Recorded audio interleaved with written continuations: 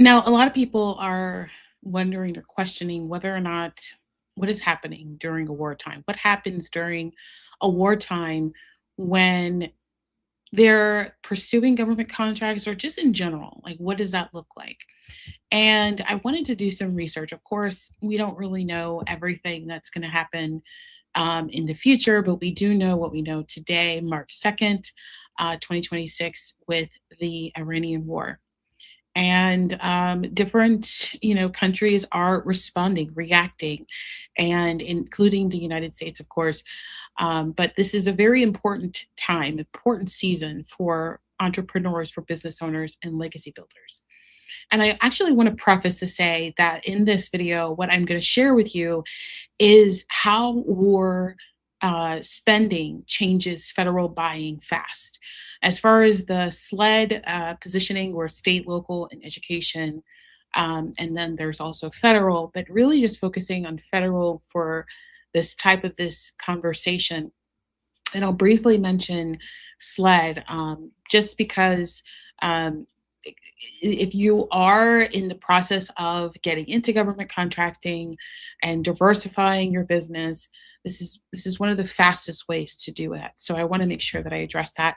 And if you are new to my channel, my name is Melinda Colón. I am a business growth consultant and I specialize in government contracting.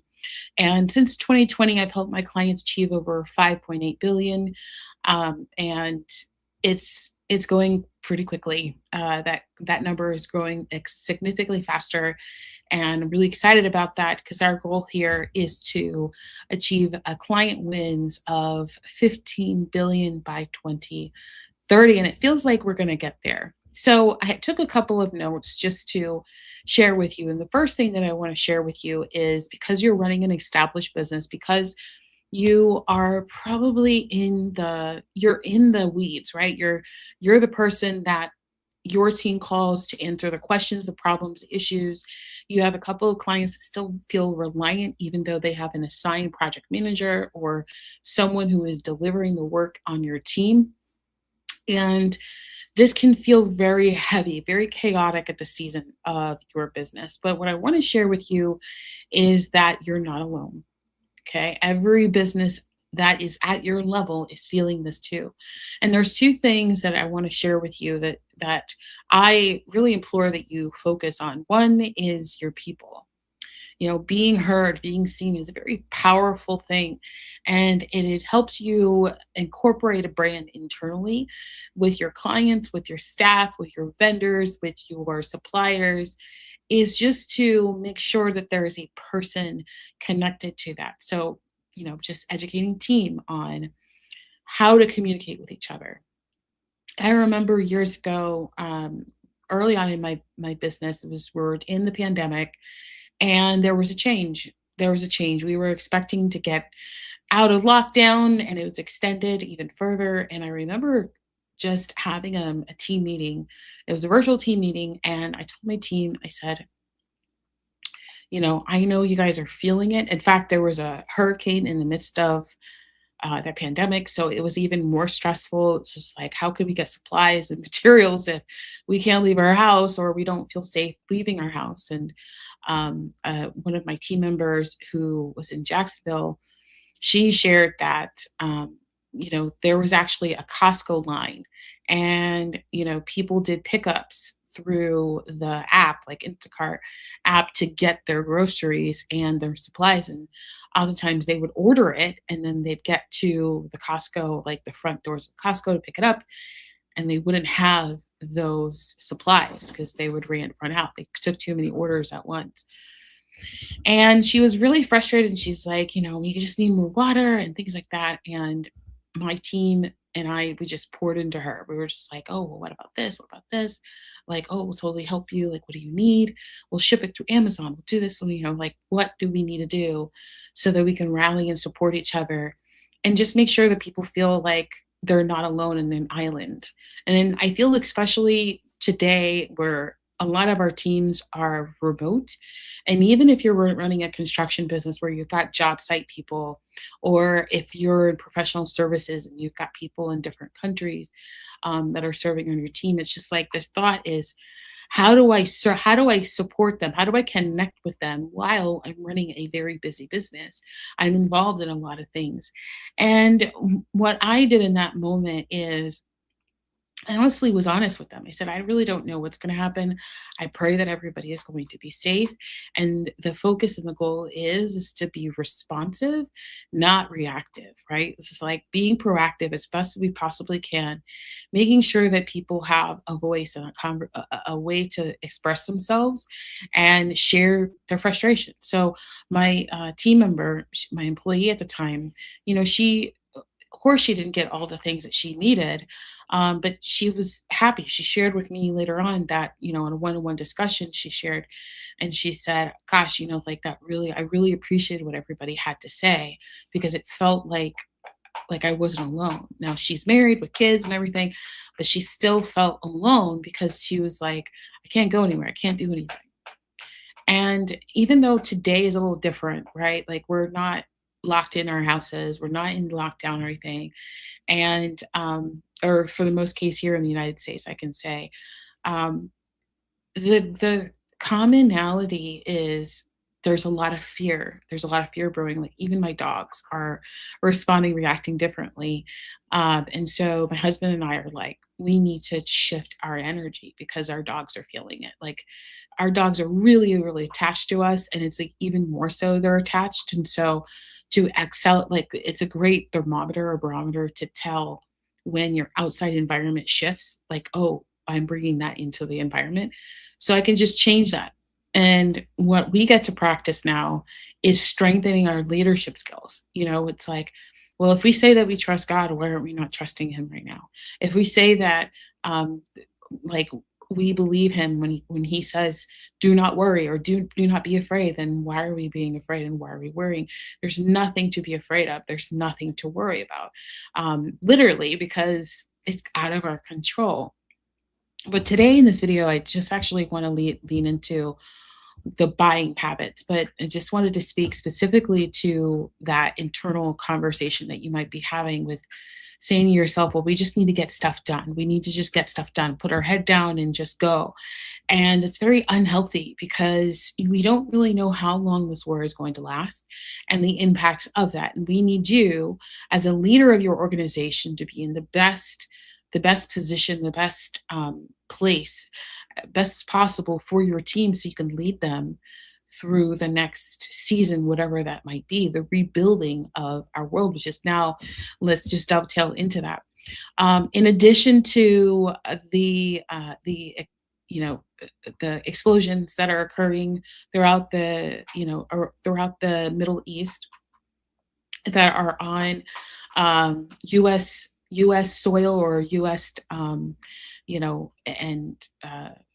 specifically the structures that are owned and operated by the United States, those structures will need to be rebuilt. So they're in the process of planning for and executing those into the acquisitions process. So as soon as something happens, it's now being tasked as something to assess in the future. And so what happens from that is a lot more money needs to be filtered into the Department of Defense.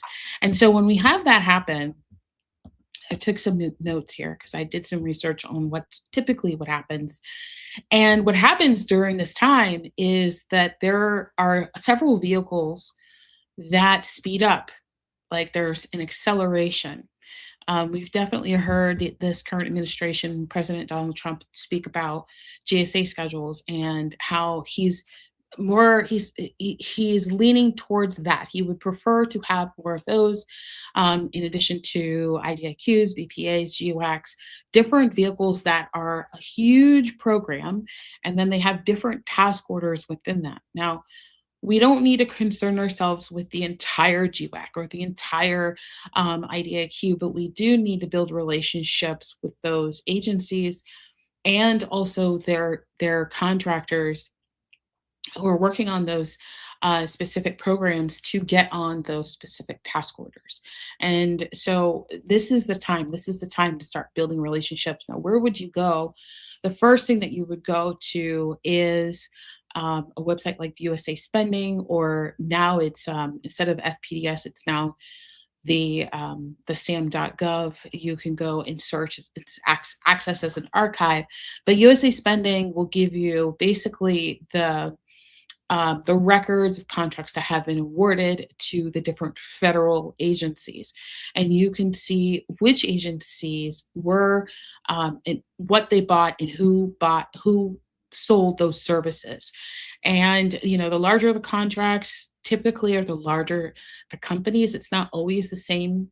Or there, it's not always that way, but oftentimes it is where a large contract will be awarded to a large company because it lowers mitigation when they can stabilize and actually deliver it over time. But sometimes it is a smaller organization that is delivering a large project.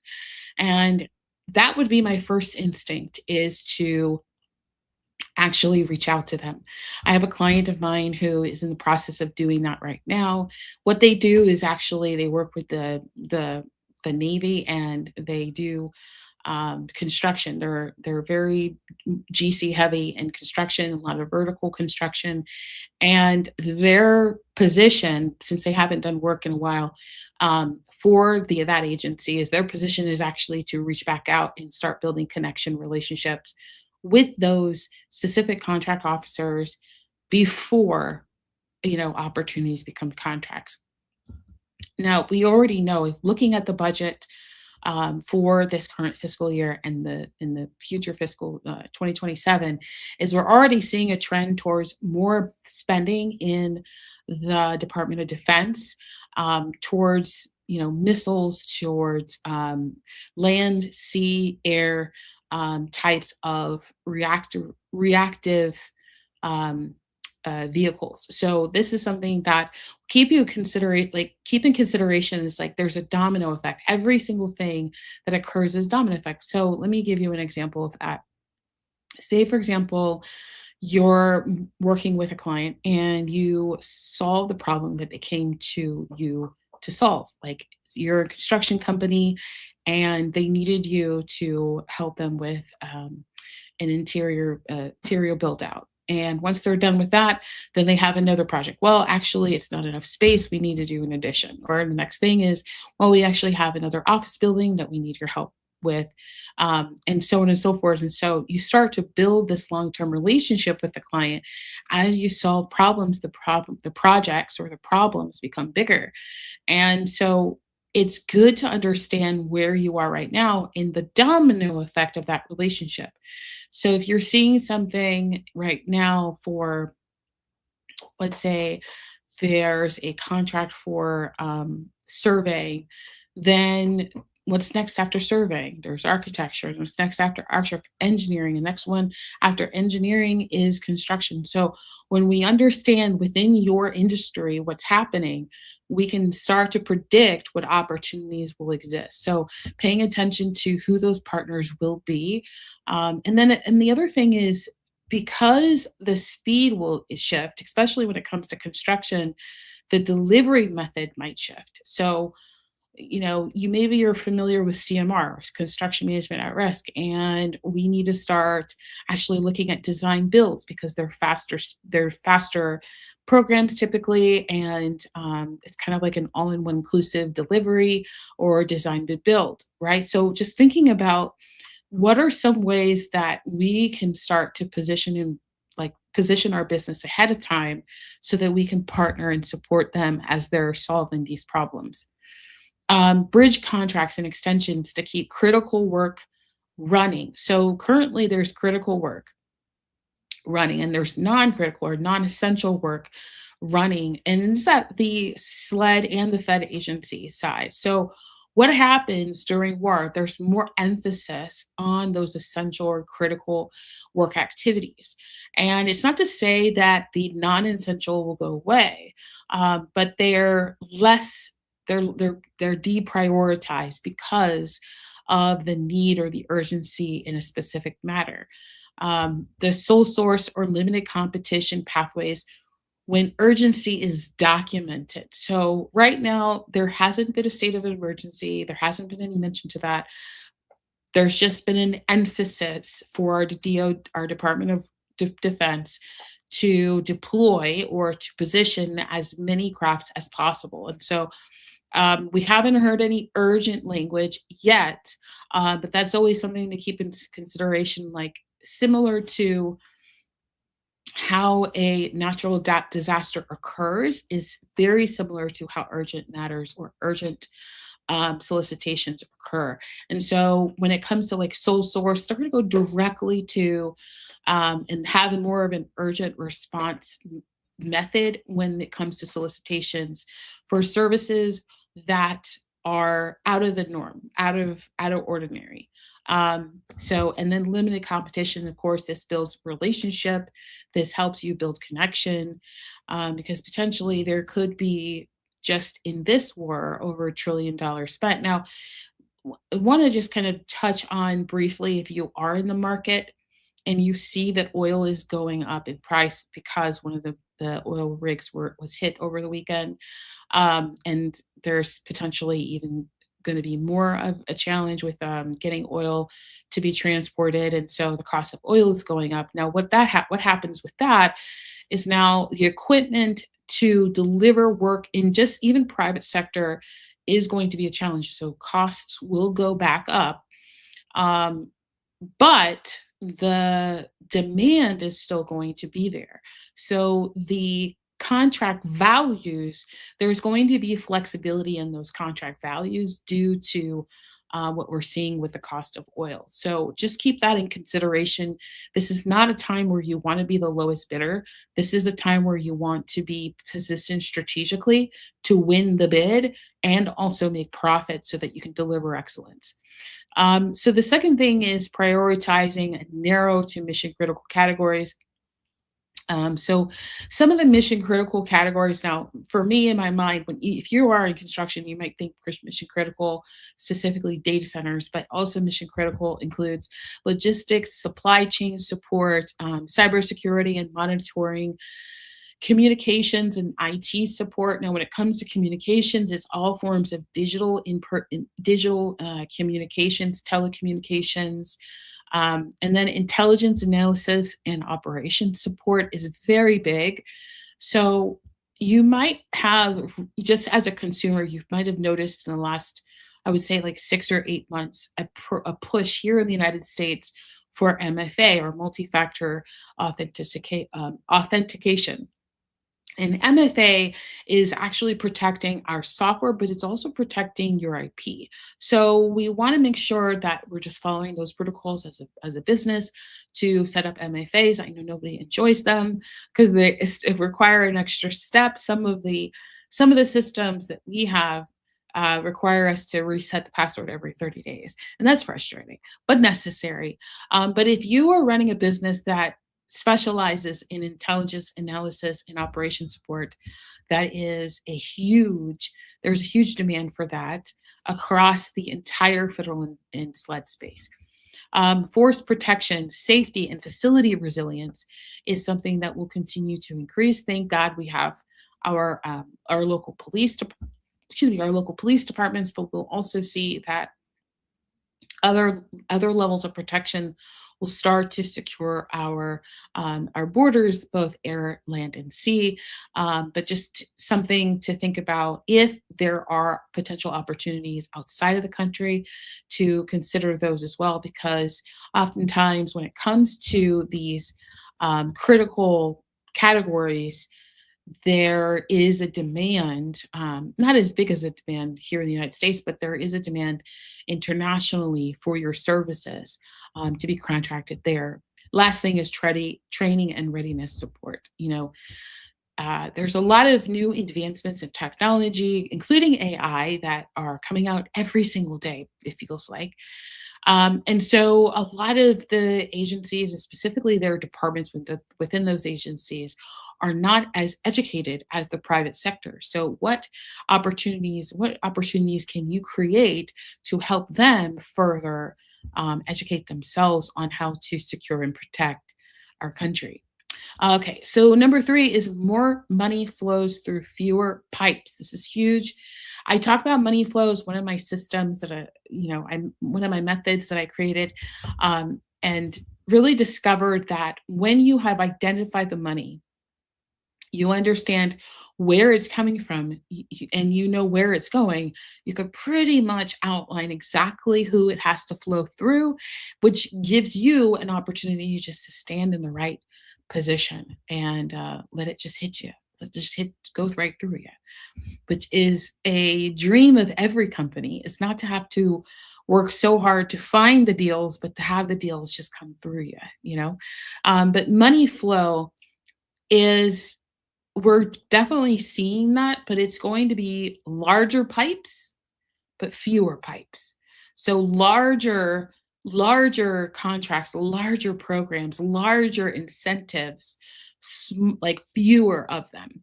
And that's not a bad thing. It's just going to be what we're leaning towards for the next, couple of months, I would predict. Nobody knows how long this is going to take, but typically, based off my research, after a war or some type of urgent matter like this, it takes up to 6 to 8, sometimes 2 years, 24 months to actually go back to a uh, normal acquisitions in government process. So just to keep that in consideration. Like right now, there is an urgent accelerant. Now, one thing that I wasn't able to do to find any information on is how is it going to look like quarter four? So Q4 is usually like it's the August to October. It's that window of time for federal agencies, that they're, it's the end of their fiscal year, and they usually have to spend all of the dollars. Now, I couldn't find any research, or there wasn't any documentation on how spending is going to be at that time. So what I would say is now is better than waiting for later, because the prediction is if we're in war for the next, let's say, a week, then predictably we might not be normal again until the next calendar year. So just thinking like, how is that going to in fact impact that that surge of money that has to be spent at the end of the fiscal year for federal? Where is it going to go, or are they already allocating and earmarking it right now for other spending? So if you're thinking like, oh, I'll just get to it later, or I'll get to it, I'll get around to it, is the worst idea, because this is the time to get into it. This is the time to get into government contracting, even if you're not working with federal agencies, because everything is going to be affected by this. Okay, compliance and vendor scrutiny, they are tightening, and this, it's a good reason now, because you're an established business, you already know this, right? If you've attempted to get, or you acquired a line of credit, you already know you need a ton of paperwork to get a line of credit. So this is just part of a course, right? We just know that when we go into the public sector, we're going to have paperwork. That's just what it is. It's not to it's not to make it more difficult for us that are integral, that are reliant, that are really running serious businesses. It's to actually deter people who are just after the money and they cannot deliver the work. Okay, that's just, at the end of the day, what we're trying to do is safeguard and protect, as to eliminate any fraudulent work happening, and to really make sure that it's a structured system so that the players that are in the game can actually play and not worry about doing business with a company, another vendor that can't deliver on the work. And then it's our tax dollars that they're wasting. So there is a reason why all these forms work, the bureaucracy, the red tape, whatever you want to call it. But at the end of the day, it's going to be tighter. So, what you need to do for compliance and vendor scrutiny is to think about two things. One, what is your position online? Do you have a website? Is it updated? I mean, it sounds really silly, but the more organized your business is on a digital footprint, the easier it is for them to trust you. They're not using that information to make a decision for competitive bids, but You're a business. You say that you're an expert. You show yourself as an expert, show up as an expert too. So this is not like spending tons of hours yourself. This is really just making sure your phone number is up to date, your email address is the right email address. Get rid of the Gmails once and for all. Make sure that you're respected. I shouldn't have to be telling this. This is like you're running a 7 and 8 figure business, but they're still out there. And I want to just tell you that the more structured your business is, the more risk averse you are, the more that you look like an authority. This is the time to do that right now. This is also the time. The second thing I say is to get registered in your local municipality. So your state, your county, or your parish, and your local town, your city. These are agencies that need your services and that you could start building relationships with now. On a federal level, there are agencies that need your services. Make sure your registration in SAM is up to date. Make sure that you're listed as um, a, a vendor, specifically a vendor on SAM. These are things that you want to make sure that you're doing appropriately. Make sure your capability statement is up to date. Make sure that you're showing your past performance appropriately. If you're on a contract right now, make sure that you're building relationships, right? You're continuing to have conversations. These are things you want to do. Also, your banking. Make sure your bank is, just all of the things. Just make sure that it's consistent across the board. You don't want to have a business bank account that has the wrong information on it. It says like a different company name, and then you're invoicing with a different company name. They're not going to pay you through that bank, right? So we want to make sure that we have everything set up properly and go as fast as possible. This is not a checklist thing that you get to when you get to it. This is something that you want to do immediately. The fifth thing is the oversight rises after the surge. So urgency drives fast awards early. Like I said just a minute ago, we want to get awarded. We want to get awarded fast, right? Like we want to get contracts. And we want to make sure that we're positioned to get contracts. That's the thing. So it's not just the work that you want to do, it's also the work that you've done. That's the fastest way to get into government contract. You've been running your business for what, 5, 10 years, somewhere in between that. And at this point, you have past performance or work you've completed. You want to use that past performance to leverage yourself into government contracting. It's the fastest way in. I cannot stress that enough. I mean, this is where contract unlocks at 30 days, 60 days, 90. I mean, can you imagine at the end of quarter 1 having a contract, potentially the equal to your annual revenue in 2025. Like this happens for our clients. It could happen for you potentially, right? But it's all about documenting your past performance in the right way, being positioned in the right way, making sure that you're building relationships with other contractors who are playing the game too, right? This is a long-term game. This is not a let's get a quick buck. This is stability game. This is a adding a leg to your business that builds stability when you only have one.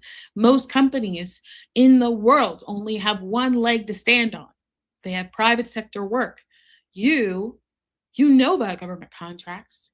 You've finagled, you've done it here and there, a little bit here and there. You've maybe got registered on SAM, but winning hasn't been consistent. Winning maybe hasn't happened yet. And this is why it's so important to get started now. This is the leg that you need to move your business into the future. End of story. It is necessary. It is necessary. So the urgency here is making sure you're registered properly, making sure your information is accurate, and making sure your documentation of your past work in your business is accurate, making sure your team's past work is accurate, right? You hire people. Do they have experience doing what they're doing now? If they did, you want to document that, not as your experience, but as theirs. Leverage it. Leverage it. This is your bit of oil that you get to use to get to basically propel you to quantum leap yourself into the future.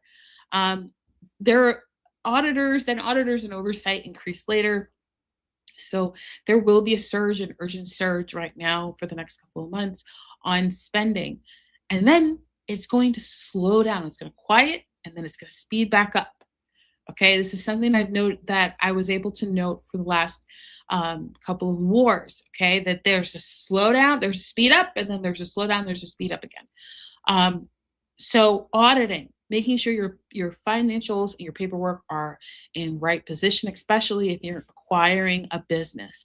If you're in the process of acquiring a business and leveraging government contracts to build your portfolio and 2.5x your EBITDA in just a couple of years, this is what you want to do. You want to do government contracts. That's the name of the game.